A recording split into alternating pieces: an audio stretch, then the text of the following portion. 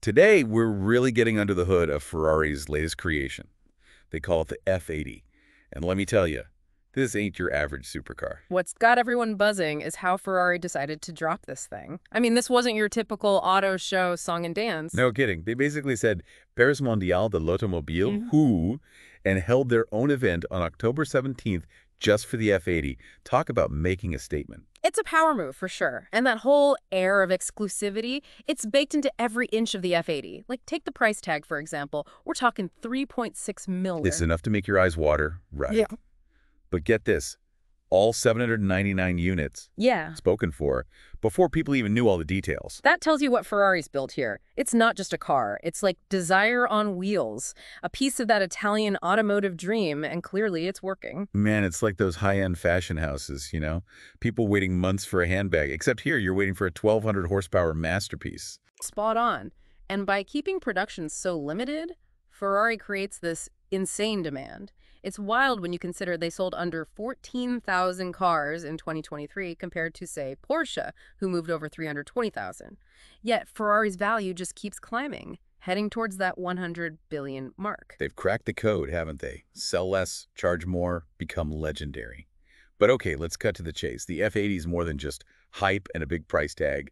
This thing is an absolute monster, right? Oh, absolutely. The F80 packs a record-breaking 1,200 horsepower, making it the most powerful road car they've ever unleashed. And how they achieve that power, well, that's where it gets really interesting. All right, hit me with the tech talk. That's what we're here for. So at the core of this beast is a hybrid powertrain. They take their already potent V6 engine from the 296 GTB and crank it up to a jaw-dropping 900 horsepower. Then they seamlessly blend in 3 electric motors for good measure. Wait, hold up. A V6 in a supercar? I gotta admit, that sounds a little polisher than I'd expected. And that's where Ferrari makes this brilliant connection to their Formula One heritage.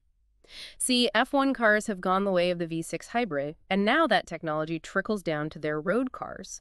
It's about bridging the gap between their racing legacy and bleeding-edge performance. So it's not just brute force. It's smart engineering. I'm hooked. Tell me more about this hybrid system. What's the secret sauce? They're using this really cool tech called e-turbo. Basically, they've stuck electric motors right between the turbocharger and the compressor, which all but eliminates turbo lag. Okay, I'll be honest, I'm no engineer. For us regular folks, what does that actually mean when you're behind the wheel? Imagine this. Instant throttle response. You hit the gas, and it's like igniting a rocket. This tech comes straight from Ferrari's Le Mans-winning 499p race car. They're bringing that track-level responsiveness to the streets. So what about the battery situation? Are we talking plug-in every night like my phone or what? Nah, you're good there. They're using some trick battery tech, again, straight out of Formula One. It charges while you drive, so no need to be tethered to the grid, just pure on-demand power for those neck-snapping launches. Music to my ears. Okay, but we can't talk Ferrari without talking aesthetics. What's the design language they've gone with on this beast? Think aerodynamic efficiency meets classic Ferrari DNA. We're talking the S-duct system, a massive rear diffuser, even a deployable rear wing like you see on their F1 cars. And it's not just for looks. Each element is designed to cheat the wind and squeeze out every ounce of performance. So it's functional art. But they didn't forget to throw in some nods to their history, right? Oh, absolutely. Those side intakes, straight up homage to the legendary F40. And those upward opening butterfly doors, total LaFerrari vibes. It's like they've taken the best of their past and injected it into this futuristic machine. It's like a greatest hits album, but for supercars. Speaking of, what's it like on the inside? Paint me a picture. What does it feel like to be behind the wheel of this thing? You're low, practically lying down, in this driver-focused cockpit. Everything's within easy reach. It's like an extension of you. Ferrari calls it the One Plus seating concept. One Plus. Now my curiosity is piqued. What's that all about? Let's just say the F80 is unapologetically driver-centric. This car is a statement built for the driver who craves that pure, unadulterated connection with the road. I can dig it.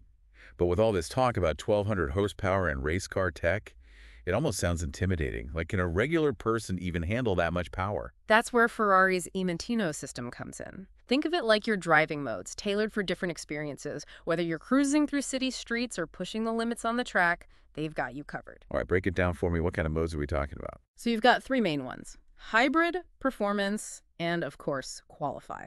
Hybrid mode is your daily driver setting. prioritizing efficiency and smooth power delivery. Perfect for when you're not trying to set lap records on your grocery run. Practicality in a supercar, who knew? But what about when you're feeling a little more, shall we say, adventurous? Then you got to switch it over to performance mode. Everything sharpens up, the car's responses, the way it manages energy flow, the battery. It's like priming the F80 for action. You get that instant surge of power when you demand it. The best of both worlds. Everyday usability with a side of beast mode. Love it. But okay, I gotta know, what about this qualify mode? This is where things get really interesting, right? This is where the F80 turns into a full-blown track weapon. All 1,200 horses are unleashed. The torque curves are optimized for maximum attack. It's like strapping yourself to a rocket. Whoa, intense, but hold on. It's not just about raw power in qualify mode, is it? There's something about a boost optimization feature. Yeah. What's the deal with that? Okay, so this is where it gets really wild. The F80 can actually learn a racetrack. Wait, back up a second. Learn. How does a car learn a racetrack? It all comes down to data and some seriously clever algorithms. As you're driving, the system is analyzing everything, your braking points, acceleration zones, cornering speeds, you name it. Then it uses all that data to give you an extra boost of power at exactly the right moments, maximizing your performance on each lap. So it's like having a virtual co-driver anticipating your every need. That's insane.